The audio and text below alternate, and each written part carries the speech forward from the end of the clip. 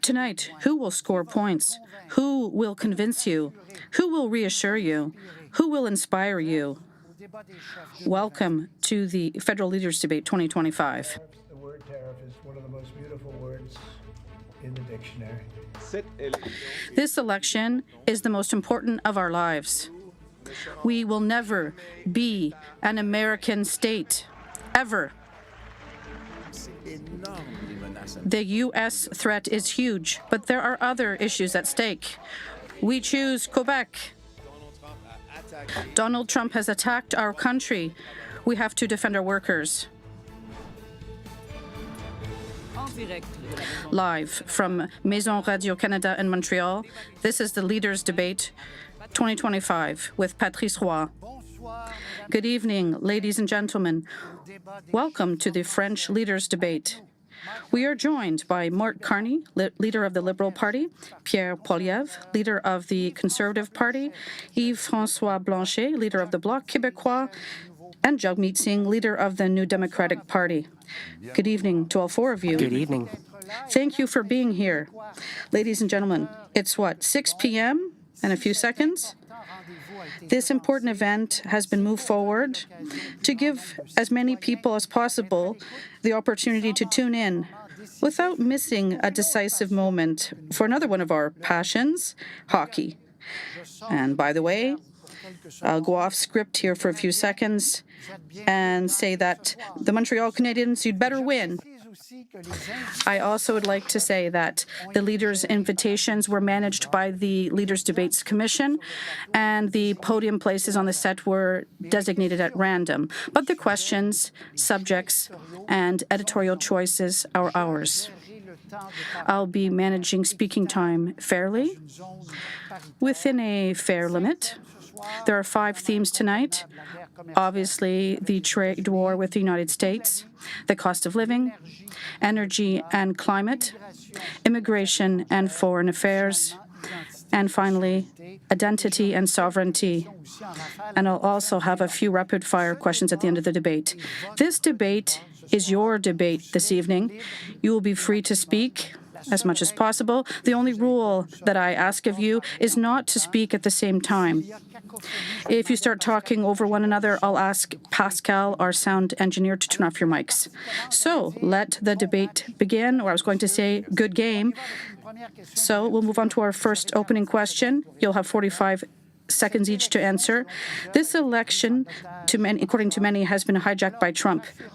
So to assert our sovereignty early in this debate, I'll ask you to name 2 things you'd put forward, concrete things that will change the lives of Canadians, but that have nothing to do with the United States. 45 seconds. Mr. Carney, you're first. Well, first of all, thank you very much, Mr. Leroy. And I'd like to thank everyone watching at home for joining us tonight. And I'd like to thank the other leaders for your service to Canada. 2 things that don't include Mr. Trump. First of all, we need to double the rhythm of construction of new homes here in Canada. That's absolutely fundamental. And the second thing, we need to promote and strengthen our cultural institutions in Canada. 45 seconds, Mr. Poilievre. 2 things that you would promise Canadians to change their lives that have nothing to do with the United States. Thank you, Mr. Roy, and thanks to my colleagues for being here today. Clearly, life is no longer affordable. The promise of an affordable life is broken. I have a plan to make life more affordable by cutting taxes by 15%. That's one thing that will reward work for the middle class and for seniors who've already worked. Second thing, we're going to scrap the GST on new houses, and we're going to incentivize cities to reduce their taxes too, so that our young people can save up to $100,000 on a new home and restore the promise of Canada. Mr. Blanchet. I would like to come back to something that I do all year long. First of all, thank you for having welcomed us. I have been waiting for this moment for a long time. I would like to insist on two things for Quebec that I was talking about before the Trump crisis is Quebec's right to have a different and open economy, open to the world, based on its own natural resources, on its own attachment to a green economy, but also Quebec's right to be different, to have a different language, to have a different culture, to have different values, to have different immigration models that need to succeed. These are elements that should always have been mentioned, but that have a particularly new sense with this new crisis. Great. Mr. Singh, 45 seconds. Two things that have nothing to do with the American. Thank you for the question. Good evening, everybody. First, I'd like to talk a little bit about values. What are the values that underpin the answer to this question? Canadians and Quebecers like taking care of one another. We come together. That is what we believe in. That is a basic value for us. And this value is embodied in our public health care system, which has nothing to do with the U.S. And we want our healthcare system to be nothing like the American one. We will expand pharmacare so that everyone can access the medications they need. And I also want to talk about dental care. I also want to expand that program, which owes itself to us. Thank you. I'd like to reassure you, Mr. Singh. I think you were disappointed. We are going to talk about health as well, and I'll ask questions about that later. First theme, therefore, obviously, the trade war. Trump is going to be tough. We don't know what's in store with him. I don't think any solution is going to be possible. We always thought they were our ally. It doesn't make sense. You can't reason with him. The government will have to stand firm, stay firm. We have to put him in his place. Otherwise, he'll destroy us totally. The answer should be pragmatic. It would be good to pause some of our services to the U.S. They need us. An eye for an eye, no messing around. Get us out of this mess. We need a leader who can make decisions to destabilize Trump and make him respect Canada. What does he plan to do with the new president of the United States? What do you plan to do with this president? That is the elephant in the room. So for your information, there are 1,073 days left in Donald Trump's term. Why do you think that you are the best person here tonight to negotiate with Mr. Trump? Mr. Poilievre, 35 seconds. First of all, we will never be an American state. We will remain sovereign. On my first day as Prime Minister, I will restart negotiations to accelerate a deal that will put an end to the tariffs and protect our sovereignty. We can't control Trump, but at the same time, we have to control what we can control. We need to reverse liberal economic policies that have weakened our country. We need to unleash our resources, cut taxes, and bring jobs back home so that we can face Trump from a position of strength. All right, well, first of all, in a crisis, you have to plan for the worst possible situation, and you have to have a plan to build a strong economy here in Canada. And we need to react with strength, and those are the elements that will allow us to succeed with Mr. Trump. He respects strength. He respects people who understand how the world works and who understand how the private sector works. And Canada needs to create other options, new, reliable partnerships around the world, and that's what I'll do. Thank you, Mr. Carney. Mr. Blanchet. Mr. Trump will hang from his own noose because their economy is dependent on ours. But there will be a lot of harm done to Canada, to Europe, to Mexico before then. We have to realize that our joint GDP is bigger than the States. Our population is bigger than the States, and so retaliation is going to hurt the States, but we have to negotiate in a rational way, and we shouldn't fall to fear, and we shouldn't spin fear for political reasons. Conclusions? It's all about priorities. For me, now is the time to invest, not cut. It is the time to protect what we hold dear, our farmers, our culture, the French language. These things should not be sacrificed. It is time to defend who we are, what our values are. And we believe in helping one another. That's what we will do. How? We will strengthen our healthcare system. We will not let it be Americanized. That is crucial. We must defend who we are. So, open debate to begin now for about 15 minutes. Mr. Poilievre, you have called Carney a political grifter, a globalist banker who's disconnected from reality. And Mr. Carney, you've said Pierre Poilievre is a career politician who knows nothing about how the real world works. So I ask you the question, which of you first is capable of standing up to Donald Trump? Mr. Poilievre. I am, because I'm going to put Canada first. I will never compromise Canada's interests, and I will control what we can control here. Obviously, no one will be able to control the decisions of Donald Trump, but we can control our economy, our domestic economy, by overturning liberal economic policies that have weakened our country and made us more dependent on the Americans. The issue is, Mr. Poilievre, Well, you would make Canada more like the That's not United true. States. You would Americanize our healthcare system, That's not true. privatize it. Everyone knows that's what conservatives do. That's not true. Mr. Carney, you said that you're better? all right. First of all, I know how to negotiate. And I agree with Mr. Singh. We need to start by saying what's never going to be on the table. The French language, Quebec's culture, and supply management will never be on the table. Our resources, that's the first thing. Second, in terms of Mr. Blanchet's point, the opportunities that we have with the European Union are there, and I've already started building new relationships with the European Union. As Prime Minister, I met with the President of France and with the President of the European Commission.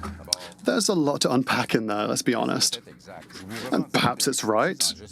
You say that you're an expert in managing a crisis, but you say you're a negotiator, but, well, perhaps negotiating with tax havens. But when it comes to trade agreements, I haven't seen the proof. We apparently have to believe you with no political experience. And so I find it's kind of funny because people say we have to unite and work together. On the one hand, you have never spoken to me before this evening. You're not trying to figure out how to collaborate between equals, Quebec, Canada, Mexico, European partners. You're trying to score divisive points that only serves the United States of America. All right. I've just started as Prime Minister. I've been Prime Minister for a month. In the first week, I signed an agreement with the premiers of all the provinces, the Premier of Quebec and the premiers of all the provinces and territories concerning free trade within Canada. It's also an agreement that deals with trade corridors. That's an example. That's an example. You haven't sat with any premiers. You've sat with MPs that will be elected at the same level as you if you're elected.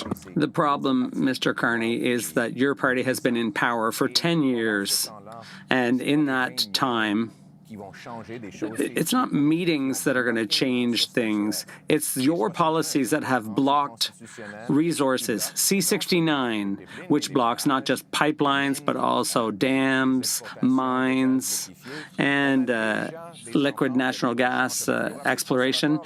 We have a deal with Europe, a trade deal. The Conservatives negotiated it, but liberal legislation has prevented development, and you continue to support those laws. Those laws need to be repealed and replaced with laws that will unleash our resources and allow us to export abroad and allow us to become truly economically and talk about that later. Sovereign and In a war, have you energy need to determine sovereignty your as well. priorities. Mr. Carney, unfortunately, your priority is, well, you had time to meet with the king, but you did not increase the amount of money people receive when they lose their jobs due to the trade war. These days, people receiving EI get maybe half of their salary. For people who have already lost their jobs, that is not enough. It won't cover the bills. It won't cover their rent costs. That shows your priorities.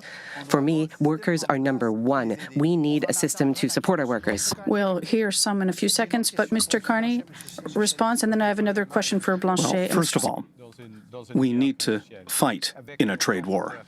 We need to fight with counter tariffs. And all the money collected from our counter tariffs will go directly to workers and the businesses that are the most affected by this trade war. They won't be used for tax cuts the way that Mr. Poilievre is going to do. You always want to increase them. You're liberal. We want to cut taxes. Started as Prime Minister. For a fourth Liberal term. I've just started. You were Justin Trudeau's economic advisor. Have you forgotten that? Honestly, let me cut in here. Both of them would cut taxes for billionaires and millionaires. They have already done it in the past. Your first step was to reduce taxes for the millionaires. Pierre Poilievre would do the same thing. That's not true. You're not thinking of regular people. We've cut the consumer carbon tax. That's what we Mr. did. Singh, Mr. Blanchet, we've been telling Canadians for several days that it would be better to have a minority government. You said it clearly.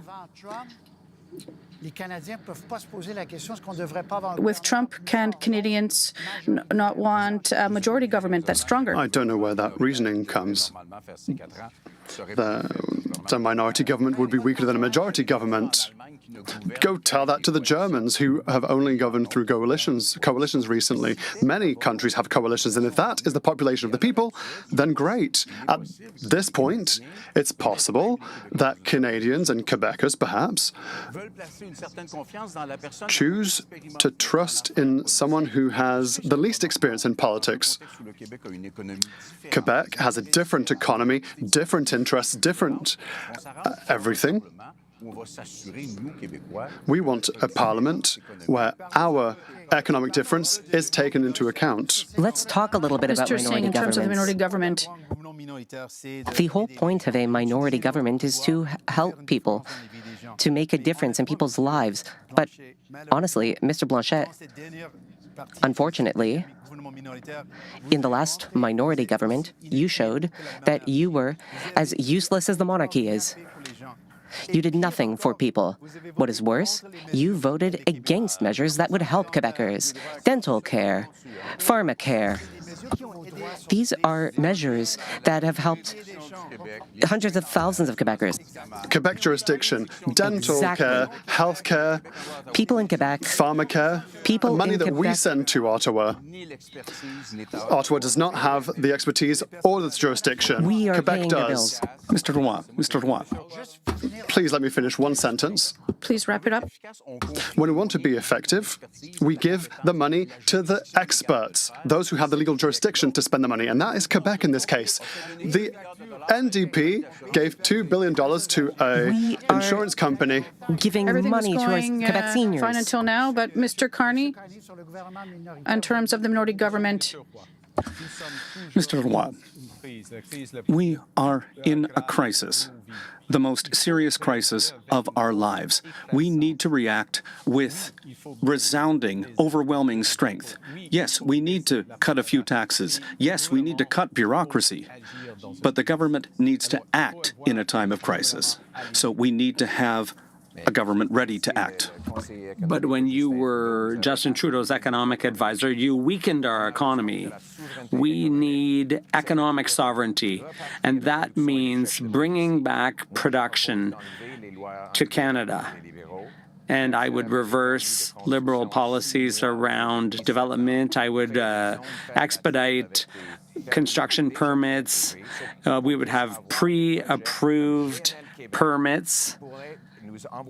And that I would also make sure that we could send our energy to Europe to break Europeans' dependence on Putin, and to break our dependence on the U.S. The Conservatives and the Liberals both prioritize the ultra-rich, not you, not Great, regular we do Canadians. have a segment on that. That's the difference. We have a segment on energy and pipelines, so we'll come back to that later.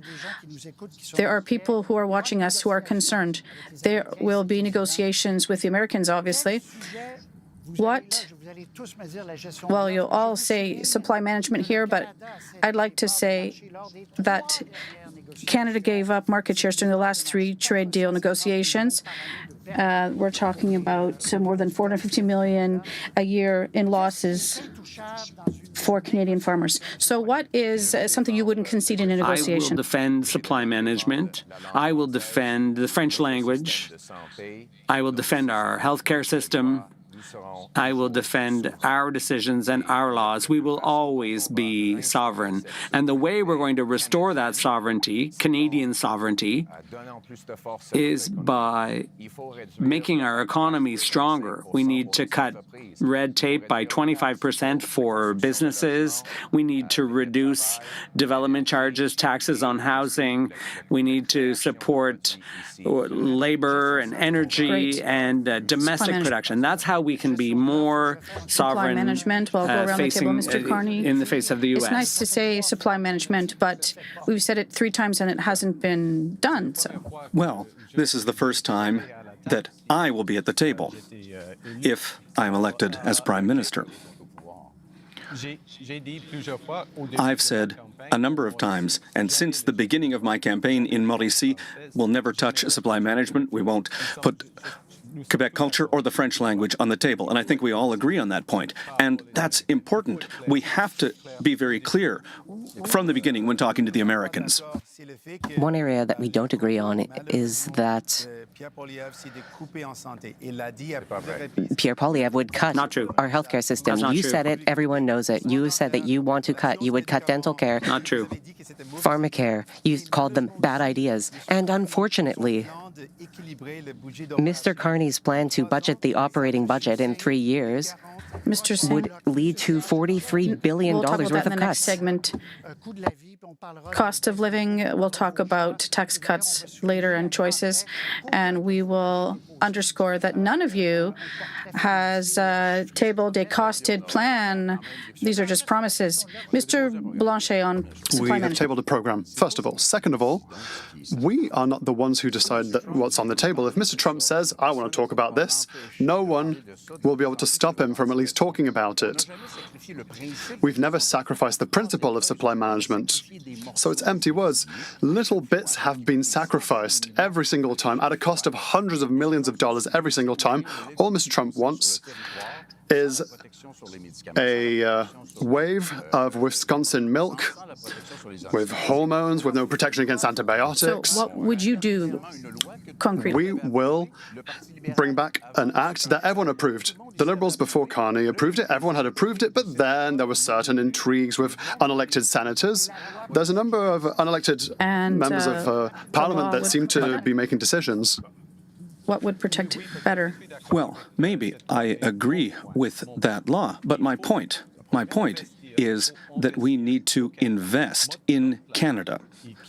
Our plan, which will be unveiled this weekend, will catalyze $500 billion of investment in Canada over the next 5 years. And that will be important in our negotiations with Mr. Trump. I'd like us to listen to a worker together from Stellantis. For him, this crisis with the U.S. is very clear. He's just lost his job. I was laid off by Stellantis because of the trade war with the U.S. How will your government stop Mr. Trump from attacking our industries one by one? And how will you protect our jobs?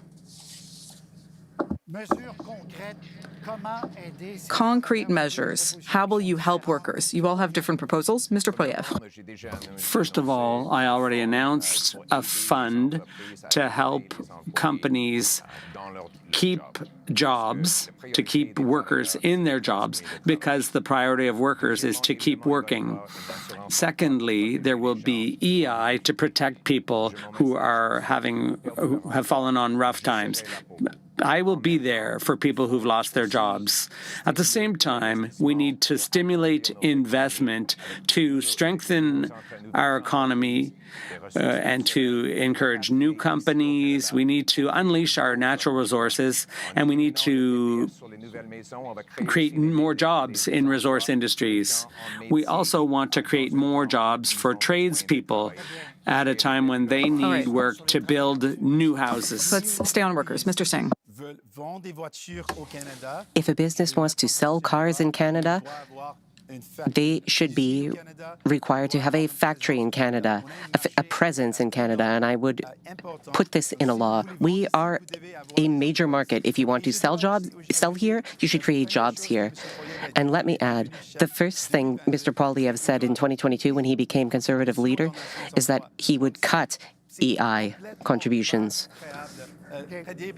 So it is not credible that he would increase support to people when he talked about eliminating contributions. Mr. Blanchet, for workers, you've said you want to go back to a pandemic-style wage subsidy. The principle of that. We said that even before the campaign. To paraphrase Mr. Poilievre, EI is fairly broken. People have difficulty accessing it, and I disagree with Mr. Carney's suggestion to say that money will be invested in training. You've lost your job, but we're going to train you, and you're going to have another kick at a can at the age of 55. Not a good idea. The idea of the wage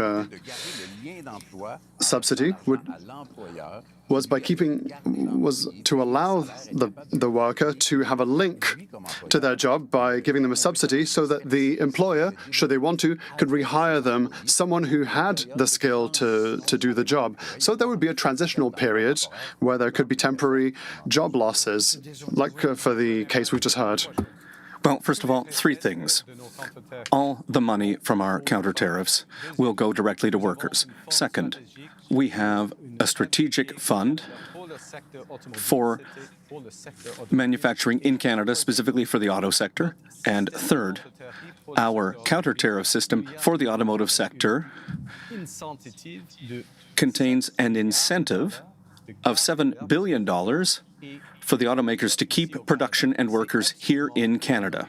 That's very important. But the reason that we've done all of this is so that we can have strong positions to negotiate with Trump. Just to conclude, I think we need to encourage Canadians to buy Canadian-made cars. And that's why, as long as there are tariffs, we will scrap the GST on cars and trucks that are built here, mainly built here in Canada. That's good, because my next... I think the tariff is a good idea. What allows companies to buy and sell more, then yes, I do agree with that approach. 70%. Mr. Poilievre copied our idea. We announced the GST lifting for Canadian-made cars before him. Now, there are a lot of things that are in all of your platforms, but we'll come back to that. Now, 70% of Canadians say that they're buying fewer American products. That's a big number. You leaders, could you please name me one made-in-USA product that you no longer buy? I buy my own strawberries. So you don't buy strawberries anymore? I buy Quebec strawberries, and I do my own shopping, by the way. What products have you not bought, Mr. Carney? No more wine, no more alcohol, no more American alcohol. I do my own shopping, and I cook at home. Lots of products. Fruits, there's a lot of Canadian apples. So you're making an effort? Yes, I'm making an effort with apples, other fruit, strawberries. Strawberries. Everyone is eating a lot of strawberries these days. I bring it up because I do my own grocery I'm in a shopping, different which position. Carney does not. This is a delicious conversation. It's beef in my case. I buy Canadian beef. It's the best beef in the world. But I never buy American strawberries either. Organic Okay. beef from Quebec Next is also theme. not bad. Well, let's share some of that All someday. right. It's very beautiful to see. Our next theme is the cost of living.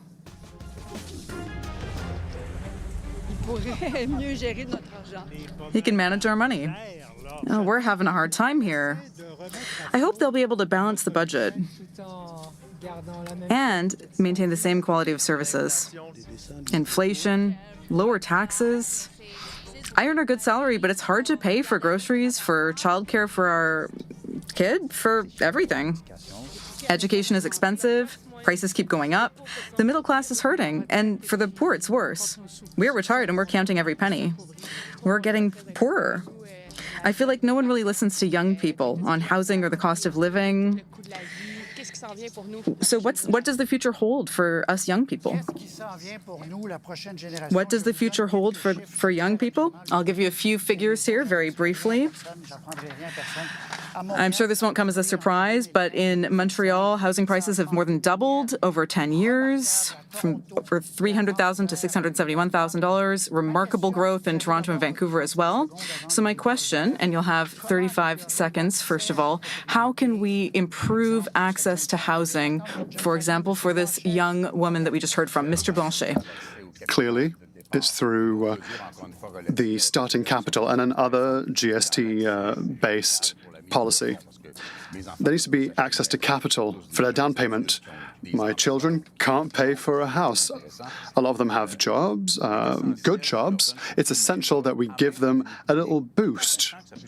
Using public money, for example, and it's not during a crisis and that in cutting budgets that we will be able to do so. We need to reduce speculation on house prices. We need to invest in affordable housing, social housing, student housing to give a good price and reduce pressure Thank you, Mr. in Blanchet. the Mr. Poilievre, residences of 35 Canada. seconds. I'm with you, with all those who are having a hard time affording their groceries, or young people who can't buy a house. After a decade of liberal inflation, liberal policies have increased the cost of living the most in 40 years. I will cut your taxes for the average worker by 15%. We will scrap the GST on new homes, and we will incentivize municipalities to speed up permits and construction so that young people can once again buy a home and restore the dream of home ownership. In order to fix this crisis in the cost of living, we need to make sure that Canadians have more money in their pockets, and they need to have more Canada in their pockets. So that means a tax cut for the middle class, and our plan is almost $800 per family. Cut the GST on first homes and increase competition. And in Canada, we have dental care, pharmacare, and daycares. We need to protect that, and we need to double new housing construction in Canada with our plan. Very good. Thank you, Mr. Singh. Thank you. When I talk to people and the cost of living comes up, there are two main topics. First, grocery costs. Second, housing costs. For groceries, major grocery giants are gouging us. We saw this with the price of bread, the price of meat. They drive prices up, and they are gouging the Canadian public. We would put price caps on essential groceries. We would also stop corporate landlords from buying up affordable housing and apartments. We are in it for you. Thank you very much, Mr. Singh. 245,000 housing units were built in 2024. You've all promised to massively accelerate the pace of that construction. The Liberals have said 500,000, the NDP 600,000. Mr. Singh, you're going to start this part of the open debate. Do houses grow on trees? We have a clear plan for how to make this happen. First, we would not sell off our federal land. We would keep it and we would build affordable housing on it, 100% affordable. We would train Canadian workers to build more homes. We also must keep the affordable housing that we do have. And unfortunately, the two major parties have let rich speculators buy up affordable housing. And now we have no more. That's a major issue. We need to keep our affordable housing and build more housing in general. A couple of ideas. First of all, I would like to talk for Quebec. There are delays of hundreds of thousands of houses to be built, and we don't have the human resources to do so. But there are initiatives for small housing, for social housing, modular housing, that would allow us to build quicker with fewer resources and cheaper to accommodate as many people as possible. But I'm looking forward to hearing everyone's financial framework, because the Conservatives want to cut. They're going to have to cut spending at some point as well. The Liberals want to cut in revenue but increase expenditure. There's some financial magic that's in there somewhere. I would like to hear their financial framework or even their electoral platforms. In a minute, that would be the nice. costed plan. But Mr. Carney, 500,000 housing units. And we need to get started so that we can get the housing market working better with a reduction in bureaucracy at the municipal level and in fees. But we are proposing a new institution, Build Canada Homes, which is going to build affordable homes using lumber from Quebec, using lumber from British Columbia, using Canadian wood, and using new Canadian technologies. We are going to create a new industry. It How seems to can you me say 500,000 units? I mean, I could say 800,000, No, 400,000. Where's this coming from? You know, if I can have 35 seconds, we need to add funding of $25 billion for the development of affordable homes and $10 billion for... Mr. Poilievre, you haven't costed your objective Yes, of we will, 600,000. in our platform, which is going to come out in a few days. But, Mr. Carney, you're repeating exactly the same promises that Justin Trudeau has been making for 10 years. During the Liberal decade, when you were the economic advisor, the cost of housing has gone up. of England. And you inflated the cost of housing then, too. You have a terrible record in England for real estate costs there, the real estate prices. The problem is that the Liberals want to build bureaucracy.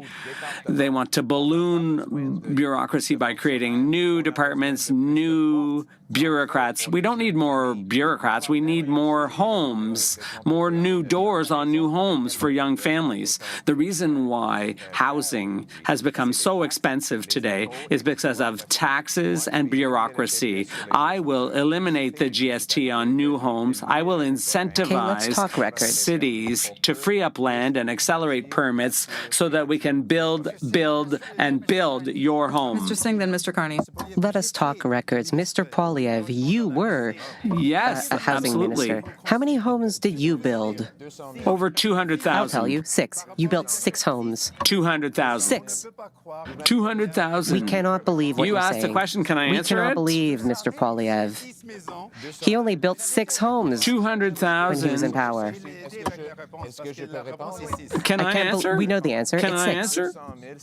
It was 200,000 that year, and the cost of the average home was $450,000. So thanks very much Mr. for Singh, reminding to everyone conclude. of my record. It was a good record. During the 10 years the Conservatives were in power, rent doubled.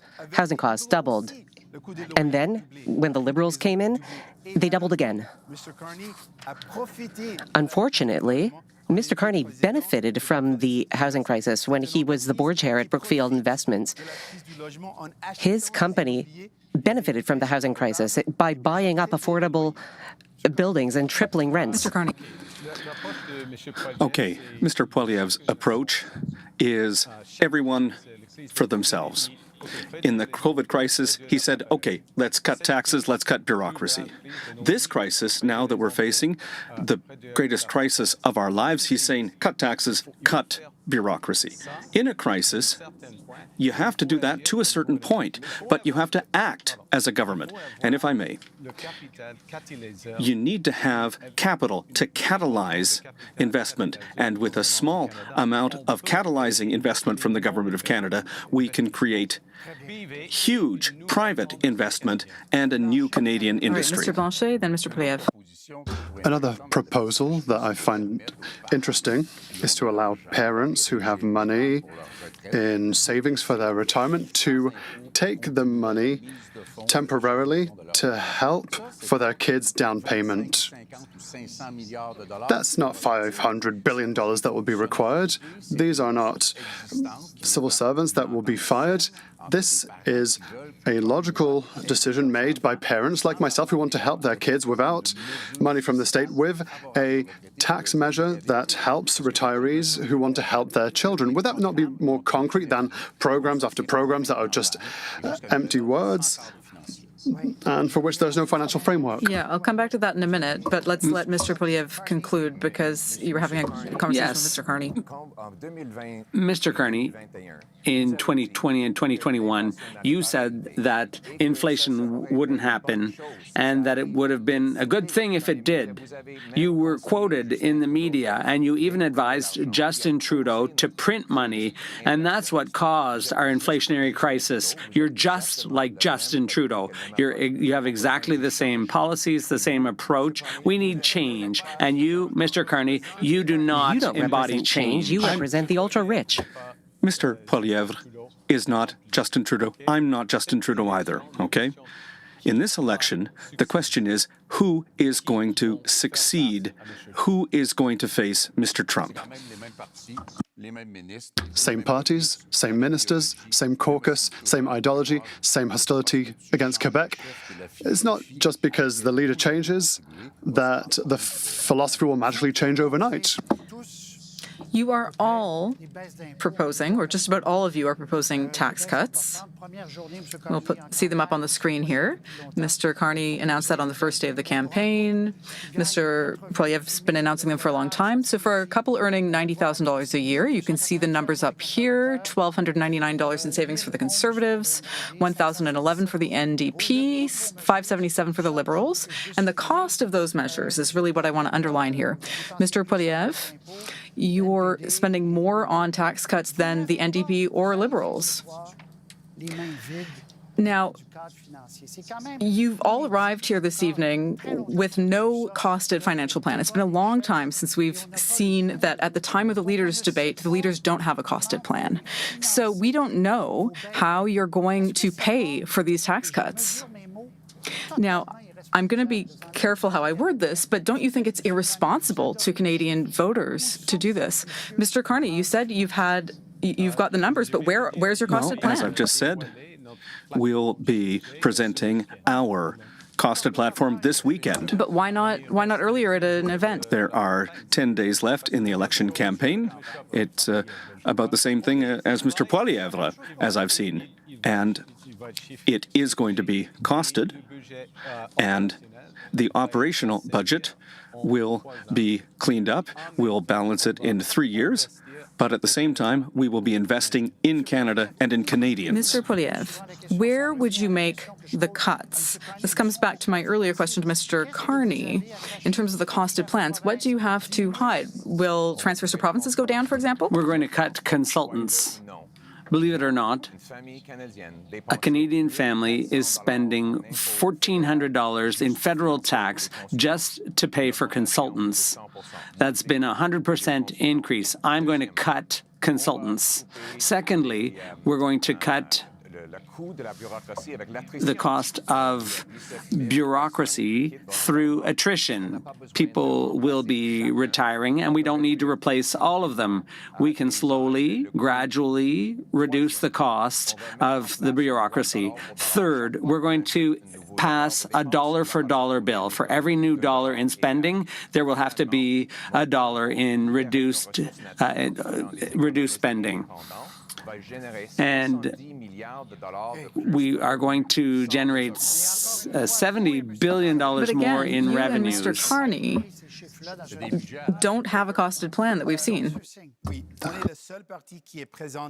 We are the only party that has talked about ways to increase government revenues. We have talked about closing tax loopholes, getting rid of tax havens,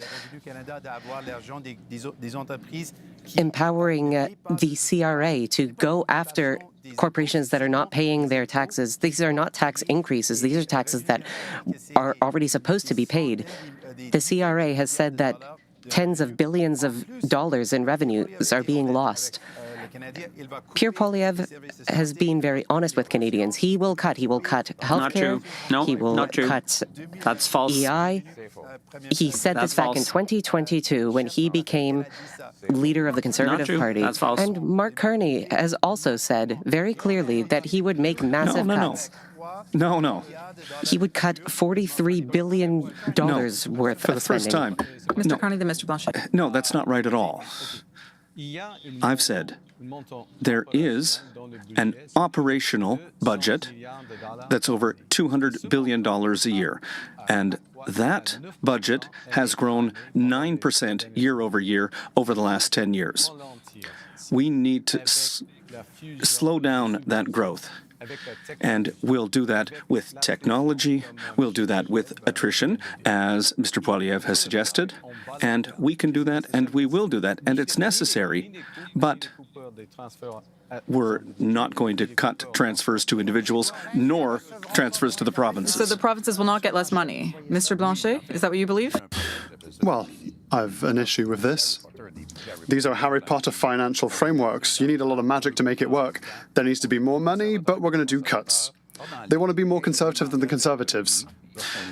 Basic economics state that when there's a threat of recession or slowdown, that is when the state, well, that's why we're not saying cut taxes, we're saying make good investments. We want to invest in our military forces. It's the time to do so with Canadian companies, the Quebec tramway that Mr. Poilievre doesn't want to do. That's what we have to do. We have to have targeted investments, health transfers so that the Maison de Radio-Canada hospital can be renovated. It's time to invest in infrastructure, public infrastructure with public money so that everyone can keep their jobs. So no tax cuts.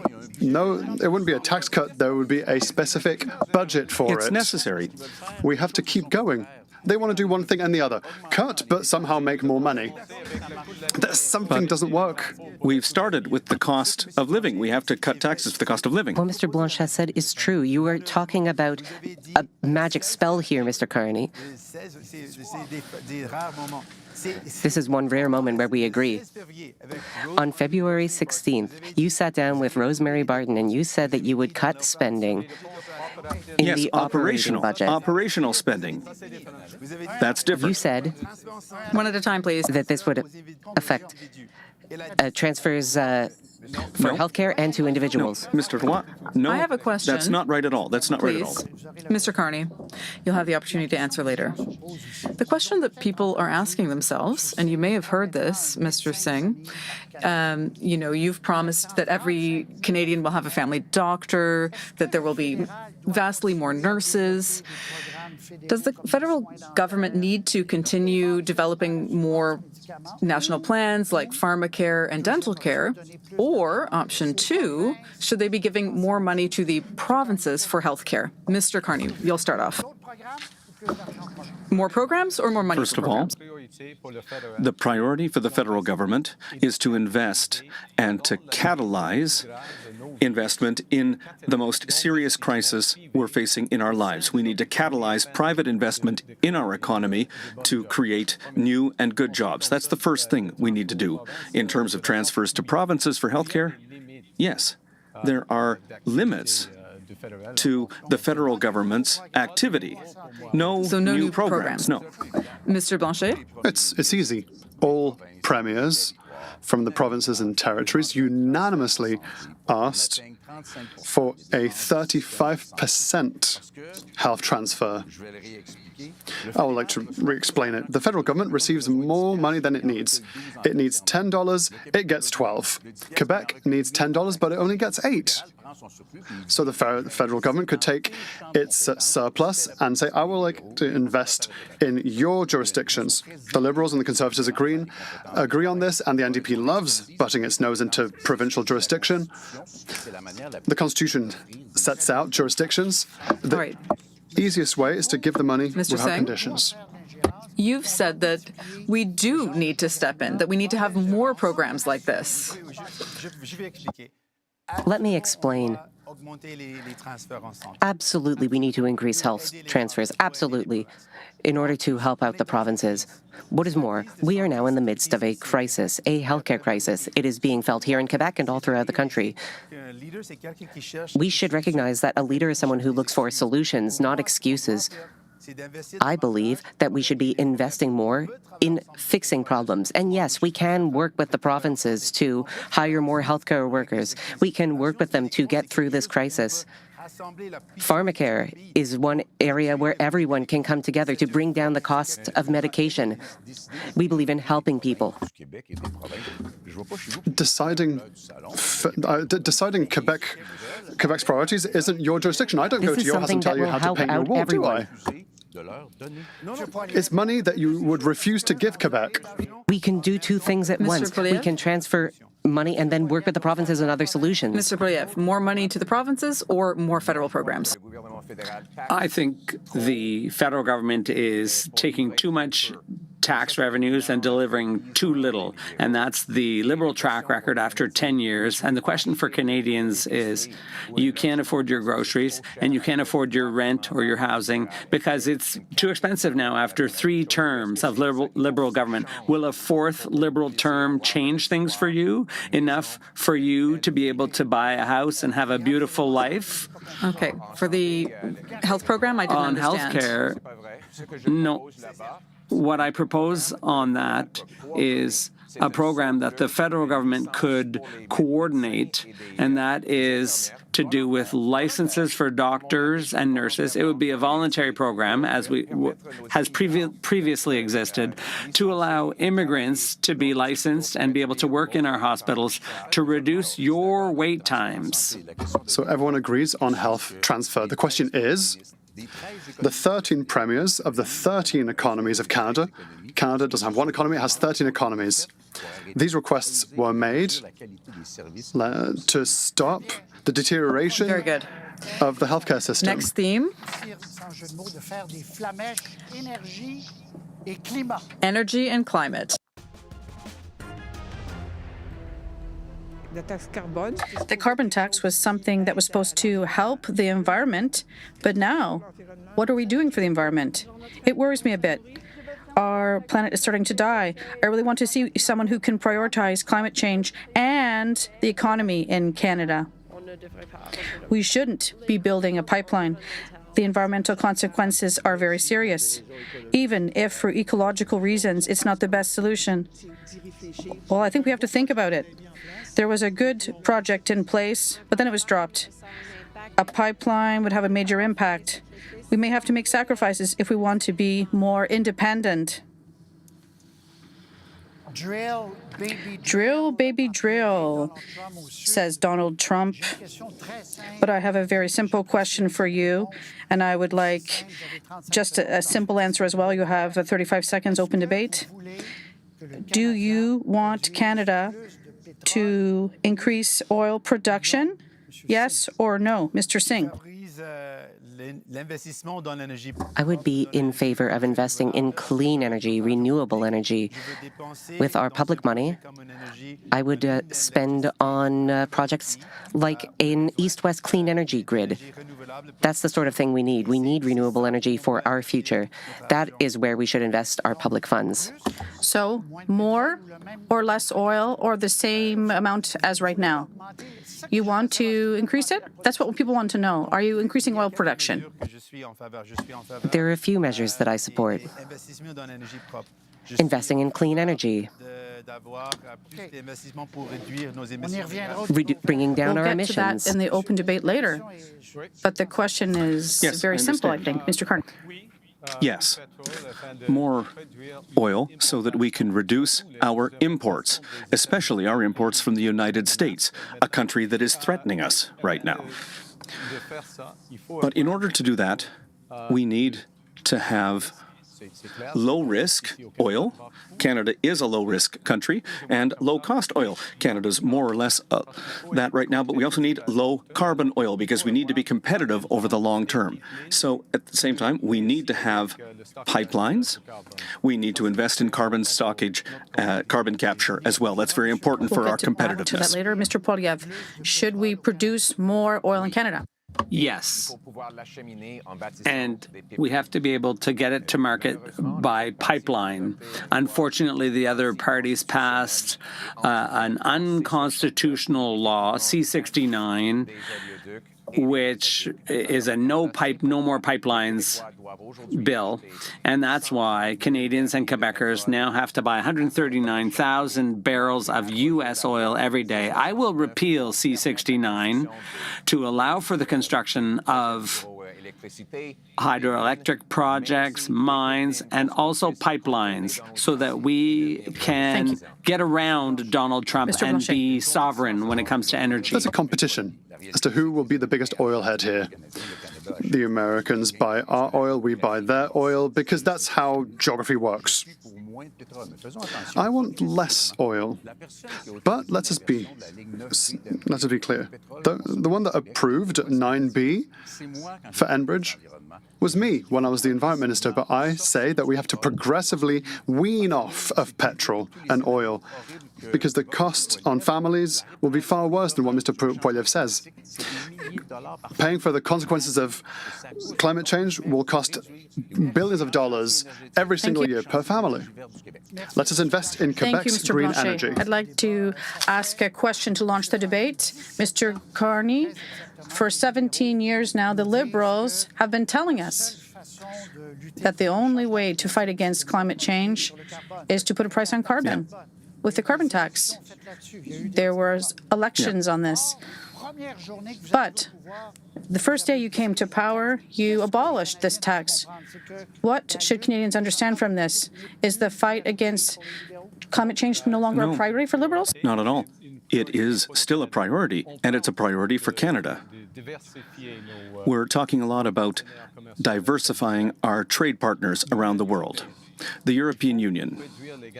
We need to reduce greenhouse gas emissions in manufacturing and energy in all of our products so that we can have better access to that market. But in terms of the carbon tax, we cut the consumer carbon tax.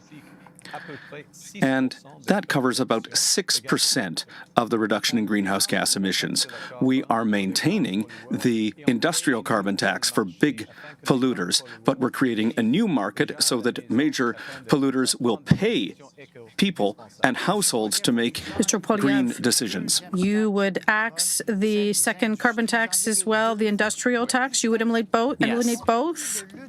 So there's not even a fight against climate change or no incentive except That's not true. less gas.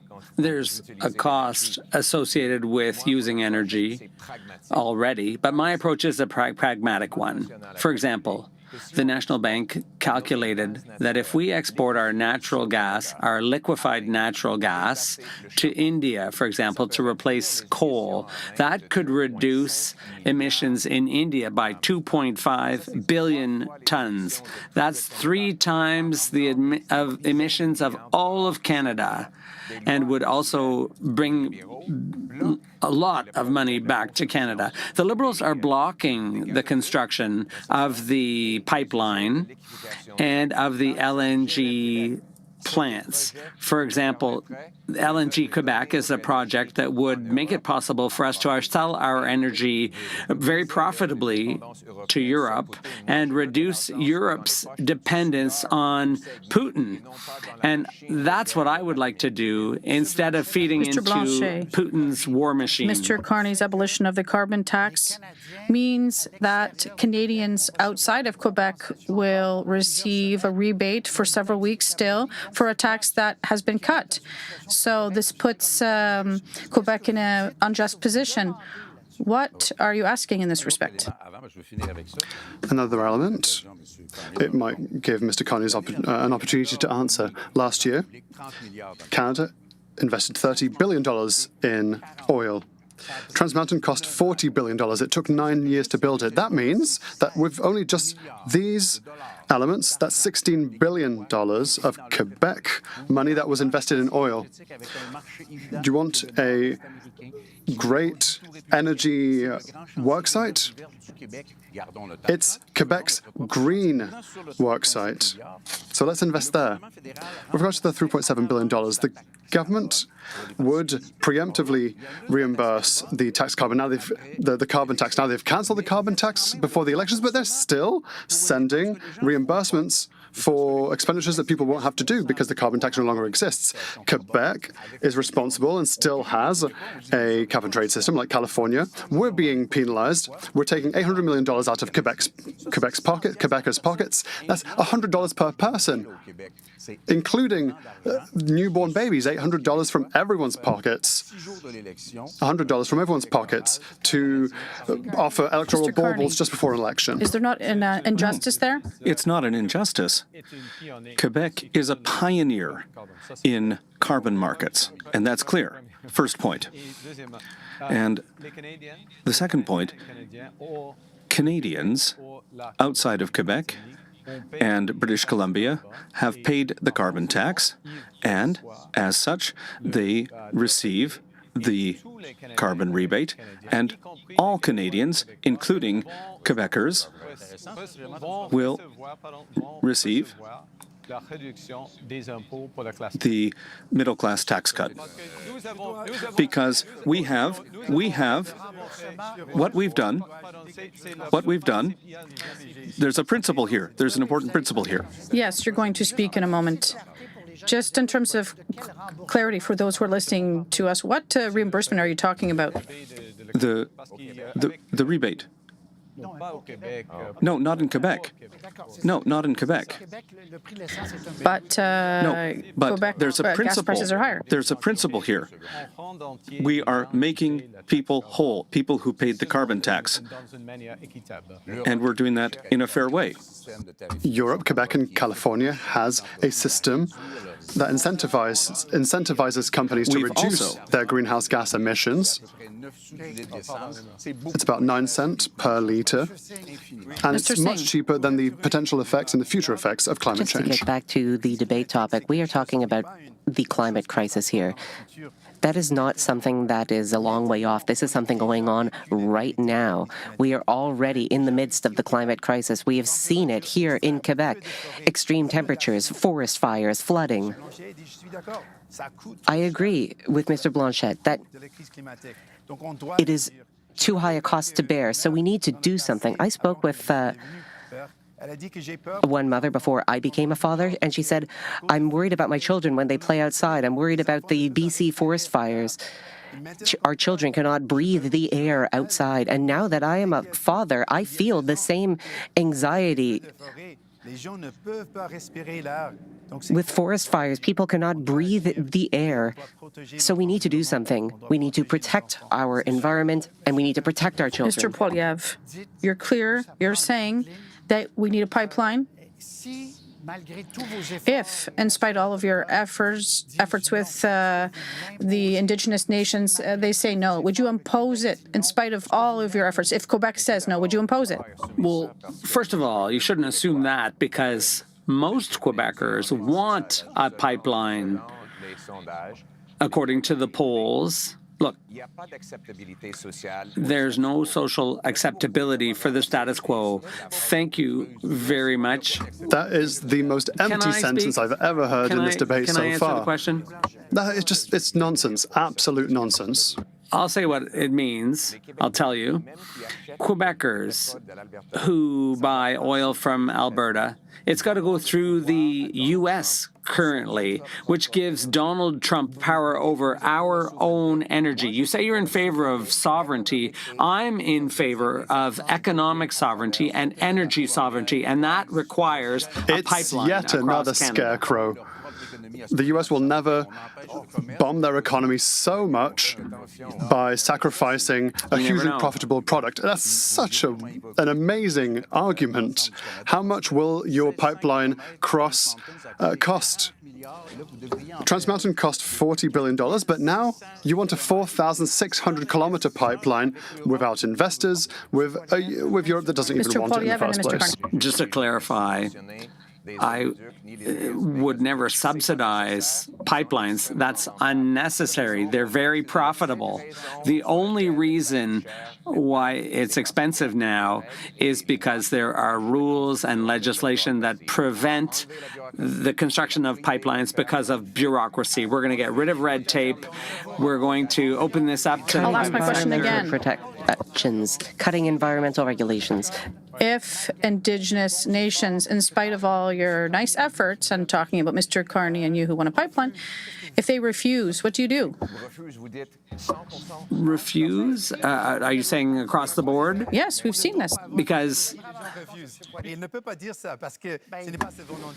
He can't say that. He doesn't get to impose his will. Mr. Poilievre, if there are Indigenous nations or provinces that are against it, what do you do? Well, there are others who will be in favor. For example, Mr.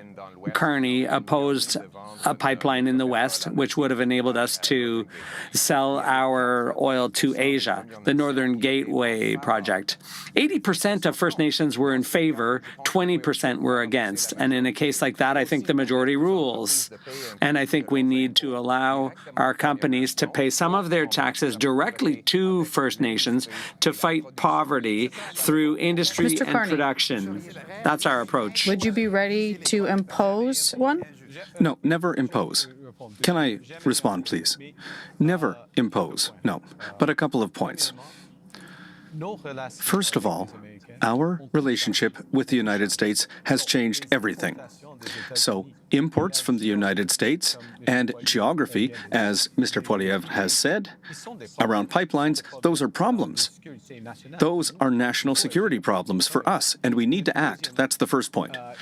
Second, on March 21st, there was a meeting of the premiers. All the premiers were here in Ottawa, and we sat down and we agreed. All the premiers signed an agreement to have an energy corridor that would cover oil, natural gas, clean energy, and critical minerals.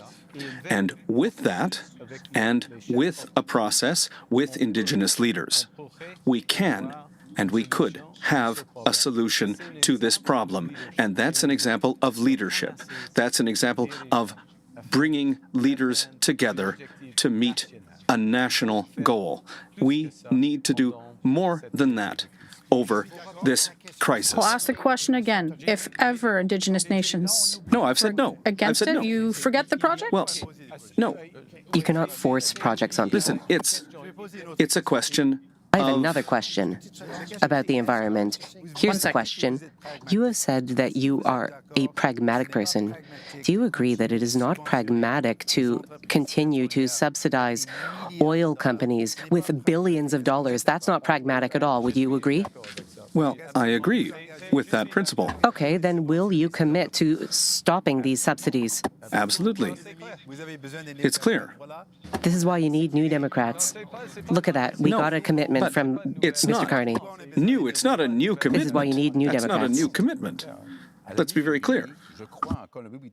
Mid-February, British Columbia. You, like all other Canadian leaders, said something in English that was, if necessary, you would use the executive emergency powers. You said it. I heard it again yesterday. You would force pipelines through Canada and through Quebec. No. After that, 2 days after that, with Mr. Roy. That's not it. That's not it at all. No, please be nice. We're almost friends. But then you said to Monsieur Roy, I would never like to force this. So it's not rules that stop this. It's social acceptability that stopped this pipeline because people said no. Mr. Carney, please reply. Okay, no. It's the use of emergency powers for the federal government. That's for federal approval. But there also has to be approval, for example, here in Quebec. There has to be approval from the provinces and the support of Indigenous people. This is Canada. That's how Canada works. But another point, if I may, we're starting to see cooperation agreements come into place with the provinces to have one project, one evaluation, and that's going to accelerate the approval of major projects in Canada. Right, Mr. Blanchet, you said that I have a greater chance of signing the Canadian Constitution than approving a pipeline. But how could you really paint yourself in such a corner and say never, ever? If our relationship with the U.S. gets worse, the pipeline goes to the United States, if our ports become trickier in terms of imports, what would you do? What would Mr. you Trump's tie your hands? threat is a very serious one, but he won't self-destruct the American economy. And Americans think that Canadian oil is in their backyard. There's no rule that stops oil from being built or circulating, but Quebecers didn't want it, and Mr. Carney said, I will like to respect Quebec's environmental rules. So there are certain elements that are incoherent from him. Never. It's still no, because Quebec is the best placed in the world to develop a green super energy market that goes right to the south without asking Ottawa's permission. Why would we invest in oil that doesn't have economic benefits for Quebec if it means that we still pay more at the pump? Quick comments. You are slightly behind. In terms of the tramway and the third link, we're talking about the environment and public transit as well. So the third link, would you fund this or the tramway? One or the other, or both? Yes, for the Quebec City Tramway, we support public transit. We are against projects that are bad for the environment. So you're against the third link? Exactly. We are against the third link. We support the tramway. One solution to address the climate crisis, while at the same time helping our economy, is to invest heavily in public transit. This would help municipalities, this would help provinces. We could work together with them and use transfers to provide more funding for these projects. And they're the sort of projects we need. They would create good jobs while at the same time helping Canada reduce emissions. Mr. Poilievre, tramway or a third link, both, or just the third link? Just the third link. You have to make choices. And I would speak to people in the regions today. The other parties are against the third link, and they want to ban gas-powered cars. That's not practical in the regions of our country. You need a truck. You need a car in order to live in regional areas. So I'm going to reverse that. You'll be able to keep your truck. We will build highways and bridges so that you can live a good life in the Mr. regions. Blanchet, both projects? The Quebec government wants the tramway. The city of Quebec City, rather, wants the tramway. The federal government needs to give the money required to the provincial government for the tramway. We don't know what a third link looks like. We don't know where it's going to go, under, over. We don't know what color it's going to be. You are supposed to give your opinion on that for the past 3 debates. Please remind me of my past. Mr. Carney? Well, I can be quick. Tramway, yes, because there is a project that's underway. We support it. And as Mr. Blanchet has said, there is no project right now for the third link. But I think the third link will be a blue one. It'll be blue? Right. I don't have a lot of time left, but I'll add one more question. Do we have to speed up the development of nuclear power? Yes. Yes, absolutely. and for a couple of reasons. Across Quebec, in Ontario? Well, yeah. It's a choice that Quebec and the provinces will make, but we have a major advantage here in Canada. We have uranium. We have big nuclear companies, including Westinghouse, Candu, and others, and we have technology yes. in small modular reactors. So it's a great opportunity. I understand there are worlds in the countries in the world that need nuclear energy. I don't think Canada needs nuclear energy. Quebec doesn't want it. I'm not going to interfere in Canadian energy, Well, but they could be reviewed. no, Quebecers don't want nuclear energy. I'm also the one that managed the closure of the Yes. Gentilly plant. But we're not going to reopen it. As a national project, I am in favor of an east-west energy grid that would connect Quebec with Manitoba and Nuclear power? BC to transport clean energy. It could. I'm not so much in favor of nuclear energy. I support renewable Poilievre, and hydro nuclear energy power. more. In favor. Yep. That's one of the best sources of electricity. It provides 60% of the electricity in Ontario. Unfortunately, bureaucracy slows down construction without adding any safety. So I would take the politicians off the Nuclear Safety Commission and allow scientists to do the work so that we can add Very that good. source of energy to the portfolio. This is the first time I've heard Mr. Poilievre say something pro-science. Immigration. Next theme, immigration and foreign affairs.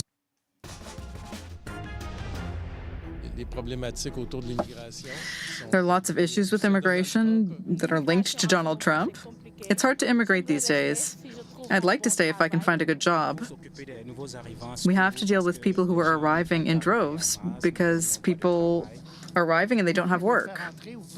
Should we let them in or not? Why not? Why not welcome them if we have the capacity? Do you think we should let in anyone who wants to come? In the United States, there's one rule. In Canada, there's another. I think everyone should follow the rule.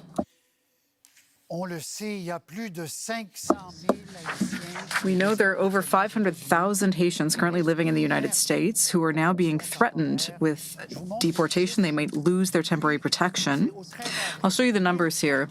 This is the number of people crossing the border in Saint-Bernard-de-la-Colle.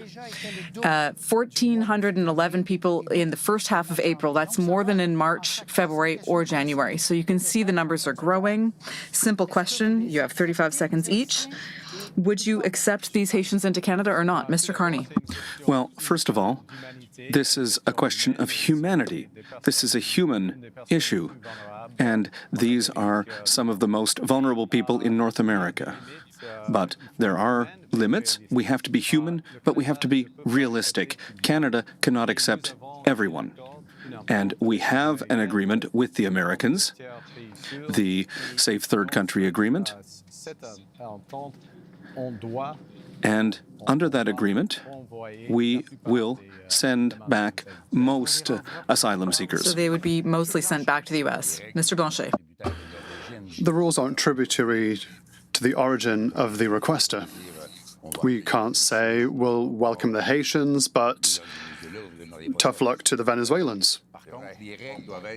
The rules need to be the same for everyone. I'm particularly sensitive to this because I often meet with Haitian representatives. They are francophones, and so it's easier for them to integrate into Quebec. If Quebec is able financially to welcome them, then I'm sympathetic. But the rules have to be applied, and Quebec's welcoming capacity is at its very limit.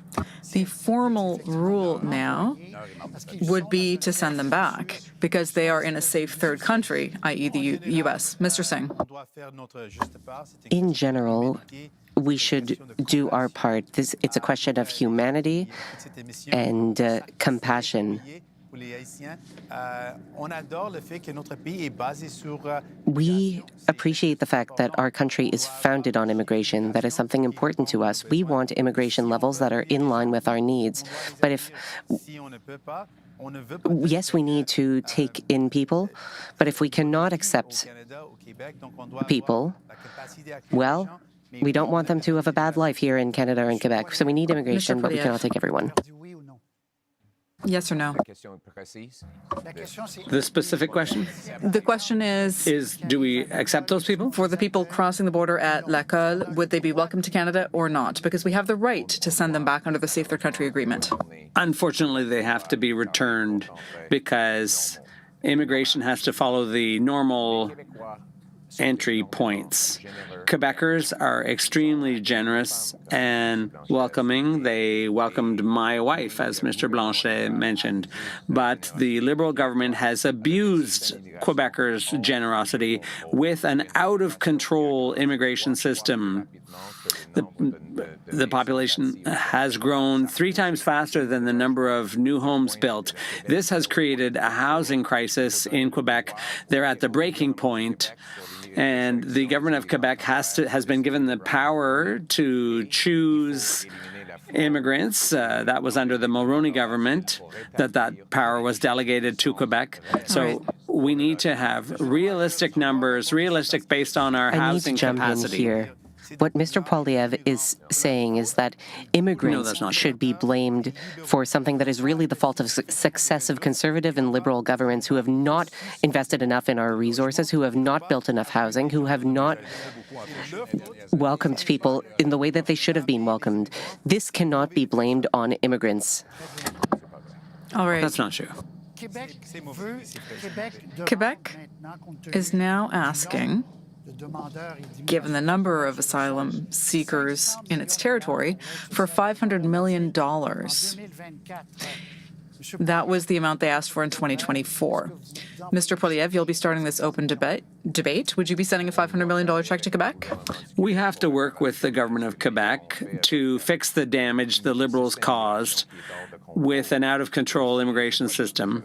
And I also have to say that I reject the Century Initiative, which is a Liberal policy to balloon Canada's population to 100 million people. That's extreme. I think we should go back to immigration levels that are such that the population never grows faster than the number of houses, jobs, or healthcare services available. Would you give more money to Quebec? And more generally, where would you like to have the immigration quota set? Yes. We'll start with the second part. We need to have a cap on all types of immigration for a certain amount of time so that we can increase our capacity to welcome newcomers to Canada, including in housing, in training and language training here in Quebec, and make sure that the social safety net can accept them. And in those circumstances... the targets announced by your predecessor, Mr. Trudeau, you would bring them down further, is that correct? Well, there are some challenges here in Quebec, for example. Challenges with temporary foreign workers, for example. And it's a question of distribution, if I can say it that way. The distribution of workers across Quebec. And there's a shortage of workers. But we will maintain the cap on immigration for certainly a couple of years so that we can increase our ability to welcome newcomers. Would you reduce the number of immigrants to Canada in general? Instead of answering with a simple yes or no, I would want to base our response on the facts. It is obvious that we need immigration. When I speak to Quebec farmers, they tell me, yes, we need immigrants to work on our farms. When I talk to small and medium businesses, they tell me that we need immigrants. The question is, what level of immigration? We would base our immigration levels on the findings of an expert panel, which would study our capacities. Then we would have a data-based number. But I do not want to fall into the trap of fear-mongering or blaming immigrants for things. We need a facts-based, needs-based approach. Temporary foreign workers are temporary. They're a different category. Foreign students are a separate category, and they are essential for our post-secondary establishments in Quebec and in Canada. Unfortunately, it's being used as a roundabout way to get asylum, and asylum is also taken advantage of through smuggling and organized crime. We don't want to import vulnerable workers because we simply need people.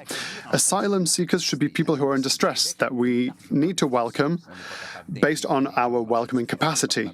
We are not currently in Quebec able to welcome as many people that are arriving. Quebec needs to be able to establish what its targets are.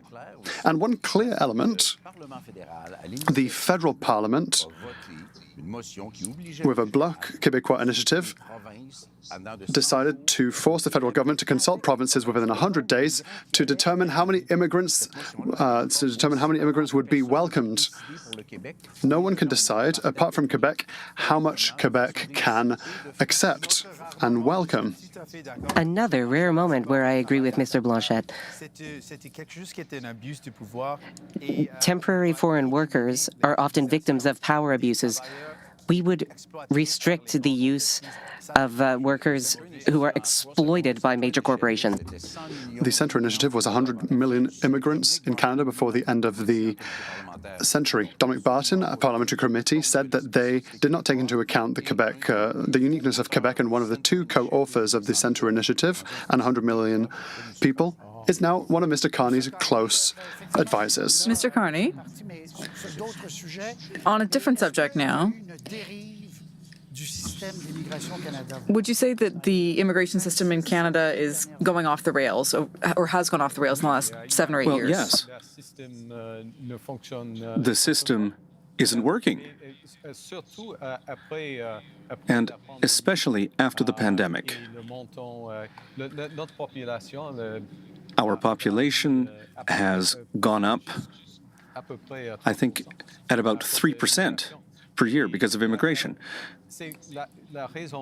And that's why we need to have a cap for a certain period of time.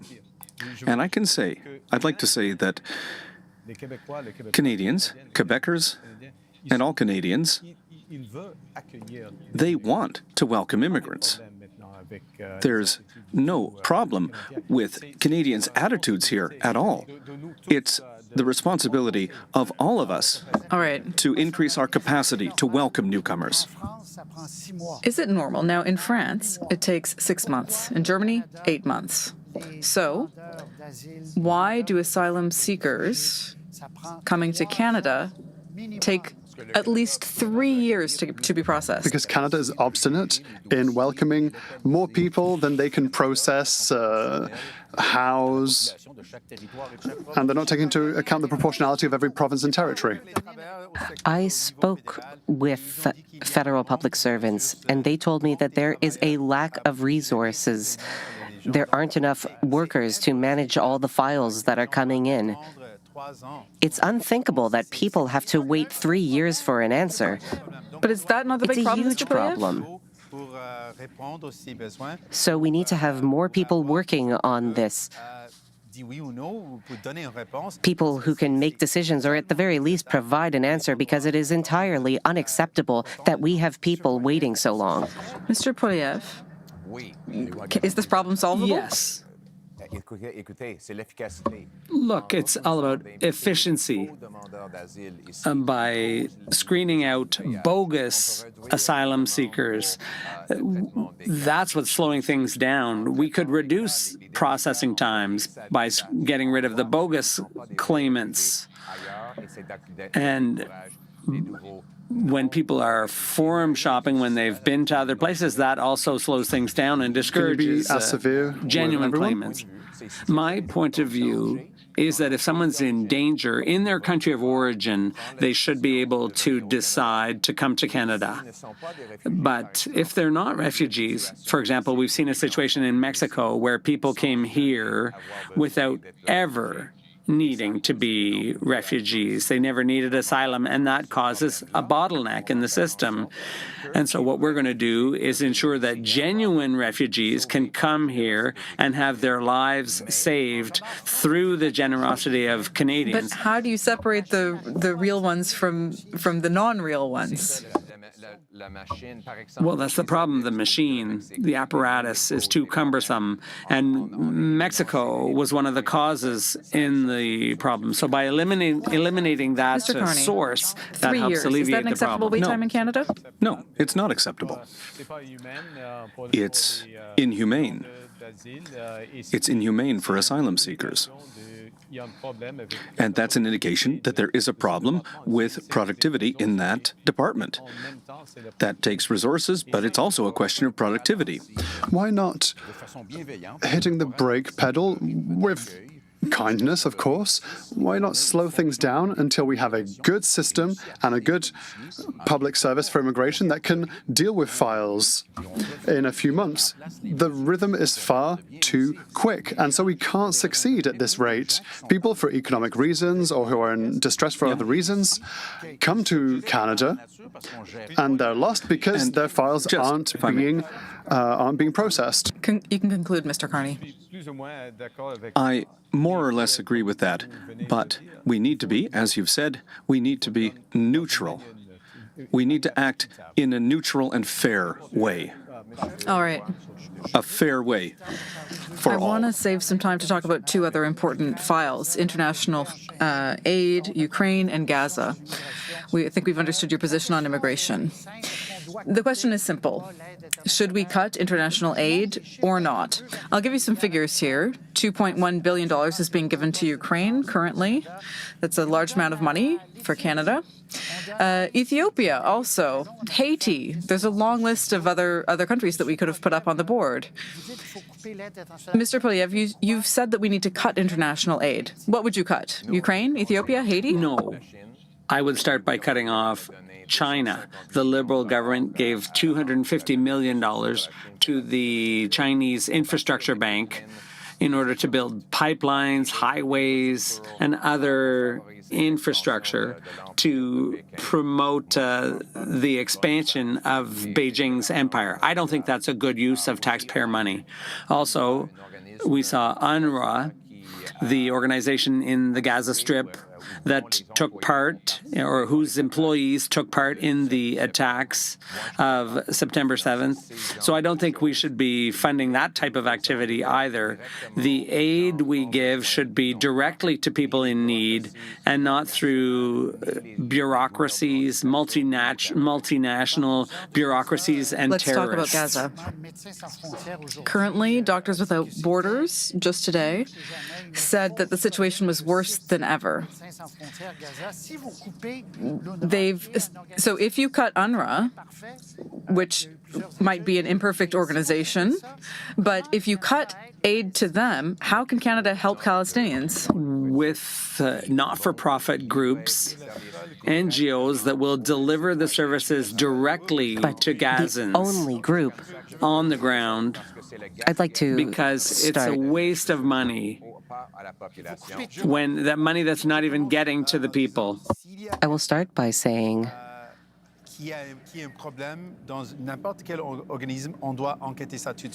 if there's anyone in an organization with a problem, then yes, that should be investigated. But what you said about UNRWA was disgusting. This is the only organization that is helping out people on the ground.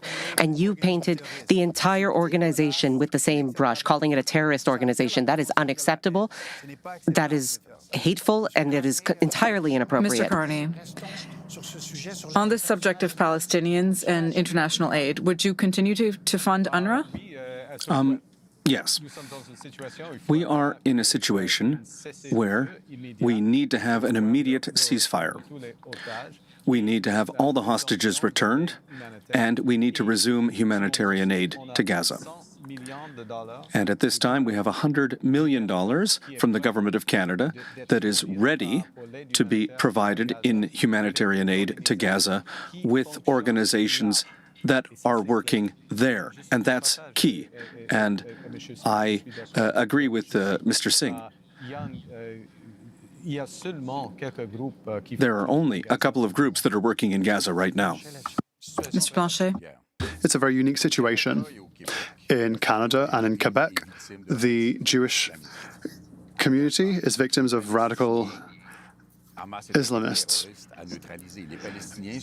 Palestinians are currently victims of terrible violence from the Israeli regime. We have to help people in distress. There and elsewhere, it's the best way to have international aid that is not military. We need to allow people to live happily where they live. And Palestine will not become Mar-a-Lago for Americans that just want to chill on the coast.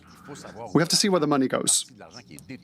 We have to see how much money is taken by Hamas. It's maybe less now, but it was huge in the past. A lot of money was taken from the Palestinians. We have to help Palestinians at the end of the day. International aid. So the three of you on this side would continue. Mr. Poilievre, do you have an amount in your mind of how much you would cut in international aid? We're going to target waste. In all programs, we will audit to identify examples like UNRWA when they used funds for Hamas. We're also going to find other examples of international waste because... Sorry. No. The decision is to protect Canadian taxpayers. We all agree that there's a lot of suffering here in Canada, and Canadians can't afford to pay their bills. So we need to find some savings in order to reduce the cost of living here in Canada. Mr. Roy, I would like to come back to... And we need to look at all departments in order to find those savings and protect affordability no amount in Canada. The question of Gaza. Mr. Singh, I'm sorry, everyone's had their piece to say. The situation is heartbreaking. It's heartbreaking to see innocent people being killed.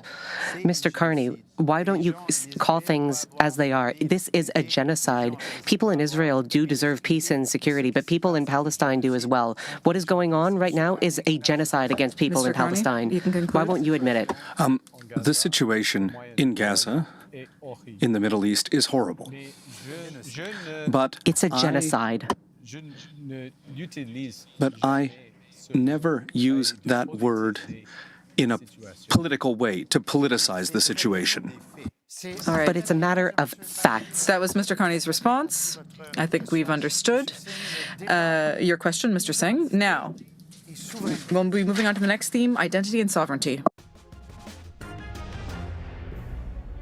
It would be good to put flags out on our balconies to show our Canadian pride. I was surprised to see how proud people were. We're Canadian. We will not be Americans. I think we're going to be more united. I think I haven't seen this in a long time. So, yes, we've all seen this across Canada. All commentators have seen this. There is a wave of patriotism in Canada, but we've also seen deep divisions. In the West, Alberta says it may separate. We've given 6 months to the next Prime Minister to meet its requests. Otherwise, there could be a crisis of national unity that is unprecedented. In Quebec, the Parti Québécois is nearing power and is promising a referendum during your term, possibly. At the end of the day, are we not as divided or as the U.S. or very divided? We'll go around the table. Mr. Poilievre first. Unfortunately, yes, there are divisions all across Canada, all kinds of divisions. And I think that we've had a federal government that has divided everyone, pitting regions against one another and various groups against one another. Social classes pitted against one another. We need to unite Canadians. We need to unite around our common identity that includes the French language, our English language, our military, the promise of Canada that anyone who works hard can have a great life in a beautiful house on a safe street. Thank you. Mr. Singh? Is there not division in Canada? When I travel throughout the country, I observe great unity, great solidarity. Canadians want to defend our country. They do not want to become the 51st state. They want to protect what is dear to our hearts. When I talk to people about identity, people tell me our identity is taking care of one another. We have programs for that. For example, our healthcare system. We need to protect these systems and strengthen them, not cut them or sacrifice them. Now is the time to bring people together. Thank you. To get things done with our solidarity. Thank you. Mr. Blanchet. I think that people confuse certain things. Some people think that all Canadians should follow one single line behind the federal government, and so we only have one economy. Mr. Trump's fear, or rather the threat of Mr. Trump, has to be taken seriously, but instrumentalizing it for nation building in Canada, where Quebecers are being asked to be attached to their language as a frivolity, I can't agree with that. Thank you. We'll go back. Quebec's uniqueness is also economic, and we have to be on the same level Is there playing a field. division in Canada? Well, there's always a risk. But I think that right now, Canadians are uniting, and they want to unite. Canadians want a positive agenda. There is solidarity here. Healthcare is a right here in Canada. It's not a big business like in the United States. We put a value on diversity here. And we also put importance on judicial independence. And, the potential of Canada is enormous because we're all in this together. Thank you. So open debate. Mr. Blanchet, how can we think that Quebec, if it's on its own and independent, could be stronger to stand up to Trump and in comparison with all of Canada right now? Does Canada need to be a province of Mexico to be allied to Mexico against the States? We're not in that debate this week, but Quebec does not need to be a Canadian province to talk of its own voice. Our economy is doing fairly well, but our economy is different to that of Canada's, and the announcements that have been made have helped Ontario Steel, Ontario Banking, the Ontario automotive industry to fund Aluminum. Western Oil. That is what those were the investments made. The counter-tariffs on aluminium are very harmful because people have to pay for the aluminium they sent to be processed in the States. There's then re-imported into Canada. $2 billion to the States in countervailing tariffs. For that, nothing happened. But now, $2 billion has simply been signed by Mr. Carney for the automotive industry. He sees himself as a negotiator, but he hasn't even been re-elected yet.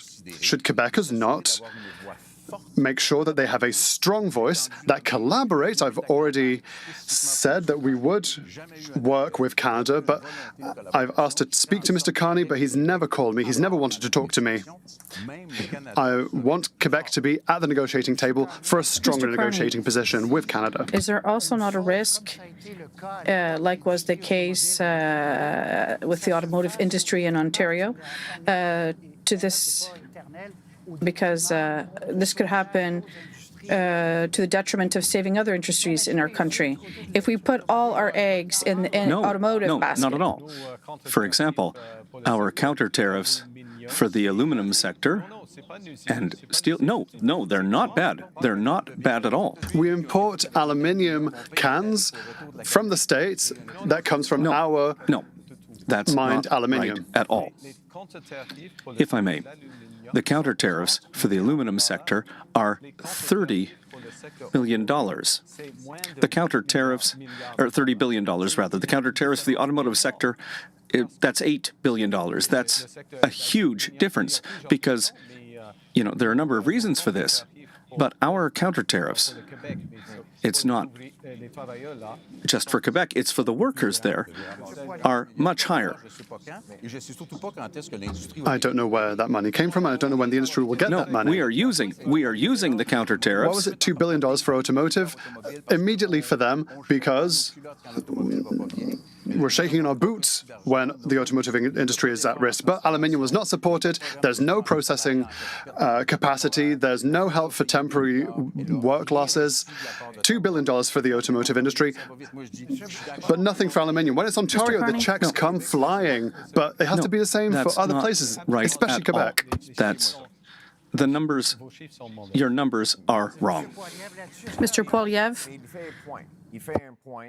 Yeah, but he's got a point when he says that the weakness in our country right now threatens our unity. Your Liberal government for 10 years has the worst track record on immigration, on housing, on inflation, on crime. But doesn't it embarrass you to ask Canadians for a fourth term of office after the worst Liberal record? I've just become leader. And same members of Parliament, it's the same old promises.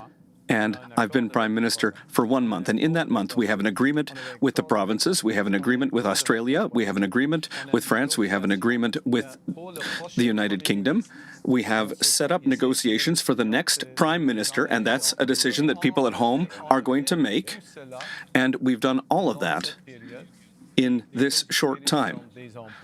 And we've also cut the tax. We've put in place programs for workers who are most affected by this tariff war, and all that in 1 month. Okay. Quebec sent a letter with 5 requests. No one responded to it. We made requests, but we keep hearing, oh, we've spoken to provinces, things are great with Quebec, but we didn't get any response to our letter. Is it because of the final straight of the election campaign? What's going on? Mr. Carney, you described healthcare as a right, and I agree with that. But you are talking about massive cuts to healthcare. You Not at all. admitted it. Mr. Singh, I let you speak earlier. The long-time Liberal government House leader, Karina Gould, agreed that there would be Mr. cuts. Singh, cut his mic. I let you speak more earlier, but now we're nearing the end. We're talking about Quebec and French. Does Quebec have the right to defend French, even at the cost of using the notwithstanding clause upstream? Mr. Poilievre. Yes. Quebec must defend French. It's the common language of Quebec, and I will defend French. My father was a francophone from Saskatchewan. I lost my French a little bit when I was a teenager, but I married a Quebecer. Our children speak French, and I understand why French needs to be protected, and that is why I will continue to support laws and policies that allow Quebec and the federal government to protect French all across Canada. Using the notwithstanding clause to protect something. You're against that, Mr. Carney? Well, there is a general question here around the use of the notwithstanding clause in a preventative way. And it's not necessarily a question just for Quebec. It's been used in Quebec, but it could also apply in Alberta, Saskatchewan, and Ontario. And it has. And so the question is, do we have rights and freedoms here in Canada? Are we equal? And we need to consider the right balance. Certainly. But the use of the notwithstanding clause in a preventative way, that's a question for the Supreme Court. Mr. Blanchet, in terms of the use of the notwithstanding clause, obviously you have no problem with that. Jean Chrétien, on behalf of Pierre Trudeau, negotiated with the provinces, and it led to the notwithstanding clause, and this wasn't signed on by Quebec. It was tested.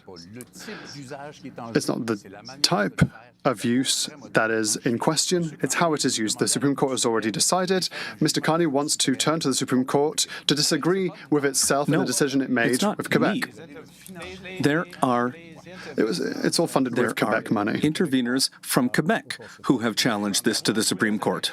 You're going to take Quebec taxpayer Singh. money to contest a Quebec bill that is under Quebec jurisdiction There is that was a adopted Canadian by the Charter National of Rights Assembly and of Quebec. Freedoms. Mr. Singh, on this notwithstanding clause for French. I believe in protecting the French language. During this debate, I have tried to bring up health a few times. Mr. Roy cut me off a number of times. Look at my time on the clock.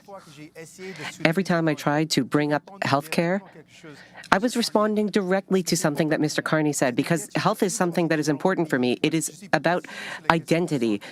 It's something I am very passionate about, and every time I tried to bring it up, Mr. Roy called me out and cut me off. That is not fair. For me, the question of healthcare is crucial. When I talk to people on the street and ask them what is important to them, they say universal public healthcare. People ought to know that the other leaders on this stage tonight would cut healthcare funding. And I think that's wrong. No. Not now, Mr. Blanchet. No, neither The two Mr. major leaders Blanchet have nor both I have said this. that. And I need to tell people because it's important. This is what I believe in. This is what I believe in and what the No, NDP but believes in. That's not right to make allegations Okay, like that. we talked about health earlier. I let you speak, but now we're moving on to another topic. Yes, but now we need to bring it up in the context of Okay. identity. What is Canadian identity? Healthcare. We have to bring it up in this part of the debate. Canadian identity is about taking care of one another. We need our universal public healthcare system. It should be strengthened. It should be protected. We are in the midst of a healthcare crisis. It's supposed to be an open debate, so we should be able to talk about whatever topic comes up. There isn't a lot of risk when it comes to the health of a language in Let's Quebec. talk about language. There's Outside healthcare of issues in Quebec as well, and I am here to protect the healthcare system for everyone, including Quebecers. Outside of Quebec, Mr. Singh and others, the weighting of francophones has gone from 6% in 71 to 3.5% in 2021. How will you reverse this trend? People are listening to you across Canada. Well, first of all, we are going to increase the level of Francophone immigrants outside of Quebec. We'll increase that from 10 to 12%. Second, we will strengthen Radio-Canada and CBC with new governance structure and new money. Mr. Poilievre wants to cut that. We are going to strengthen the telefilm industry and the Canadian Council for the Arts so that we can increase training. All right, Mr. Poilievre. First of all, the Conservative Party supported the federal legislation to ensure that federally regulated workplaces in Quebec follow Bill 101. We also will increase funding to allow young people to take part in French immersion for Anglophones coming from outside Quebec, and that will enrich the French language. And third, we'll make sure Quebec has more control over immigrant selection so that they can better choose those who can be franchised and integrated into the labor market and Quebec culture. That's what we want to do to protect the French language. Mr. Poilievre, of course, your position on Radio-Canada and the CBC has created a lot of concerns. You've continued to say that you would protect Radio-Canada because it provides a service to Francophone minorities across the country, but you would abolish the CBC. How is such a thing possible? Well, it is possible. We have news networks. But they share the same buildings. You understand how difficult it would be. I do understand the situation. I will protect Radio-Canada's services because there's already other French language news services. TVA is an example. So it is possible to have news service that's focused on French news services, and the CBC can just operate with its own revenues as an NGO, what would the timeline as a be? non-governmental organization. The principle is that the government should simply do what the market cannot do, and the market would never be able to provide exclusive French services to Francophones all across Canada. So there is a role for the government to play in defending French news services. When I was a young person in Calgary, that was the only way for me to get news in French. So I would protect those services because there's a good reason to do that. Let me translate that. Mr. Poilievre wants to get rid of Radio-Canada and CBC. And then he would write a check to other companies so that they can provide French language services. That's the wrong thing to do. We would protect Radio-Canada and CBC, especially in the context of a misinformation which is undermining our democracy. I am not a francophone, but I am a francophile. I love the French language. I have fallen in love with it. It enriches our country. Having Quebec benefits all of Canada. The forward-thinking ideas that have come out of Quebec, we need Quebec. We need the French language, and we will protect them. For the first time since 2011, there are no women here as leaders. I met with a young woman. This is a very short clip. I met with her earlier this week. Do you have a question for the leaders, something you're concerned about? In Canada, the status of women. Yeah, the status of women. You're worried about things moving backward? Yes, that there could be a rollback of women's rights by some parties. That concerns me. My question, would you commit to making sure that there are no women's rights that are rolled back? And, for example, would you push for having free contraception, as is already the case in some provinces? Is that something that you would commit to, starting with Mr. Poilievre? We will not eliminate that. We will protect women's rights. I have a message for Canadian women who are watching. We will not pass legislation that would restrict the right to abortion. That's been our policy for 20 years, and it won't change. That's a guarantee that I make to you. We will, in fact, broaden women's rights by dealing with crime against women.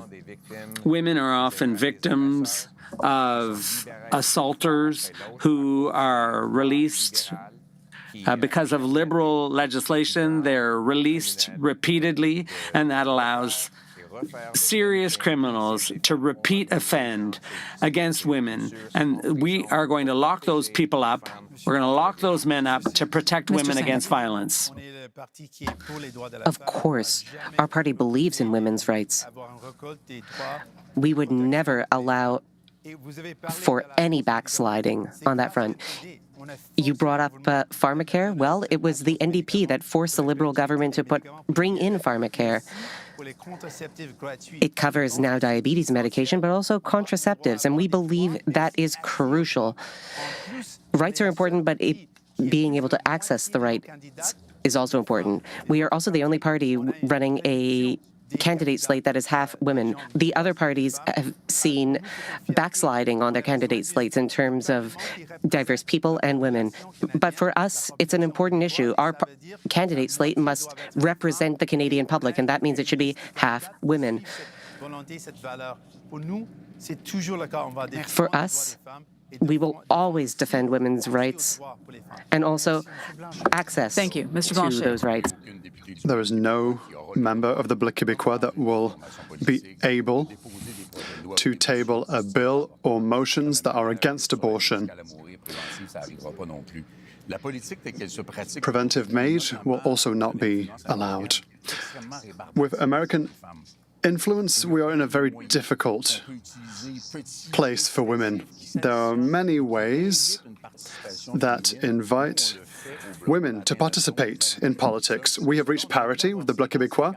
We wanted it to be 50-50, but in our current political culture, and I have many great women in my party, it's much more difficult at the federal level than in Quebec.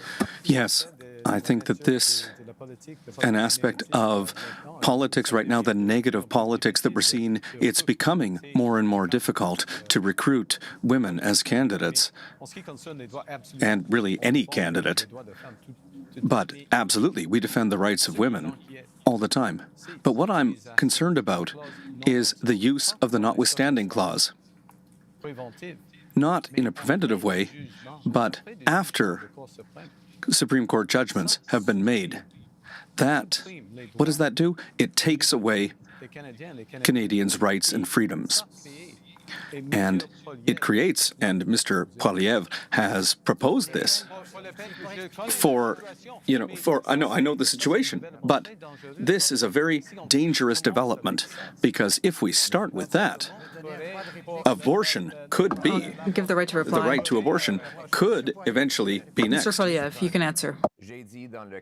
Mr. Carney, I said in a case where a man kills 6 people in a premeditated way and the court released that person, that means he served 4 years for each life he took. The criminal in that case will be free in 50 years. You're talking about danger. That's what's dangerous.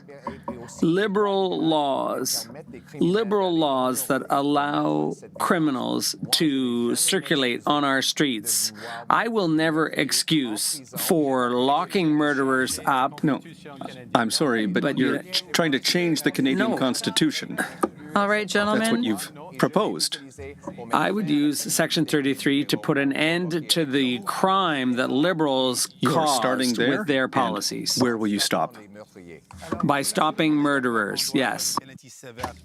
Everyone knows that there should be severe penalties for murder.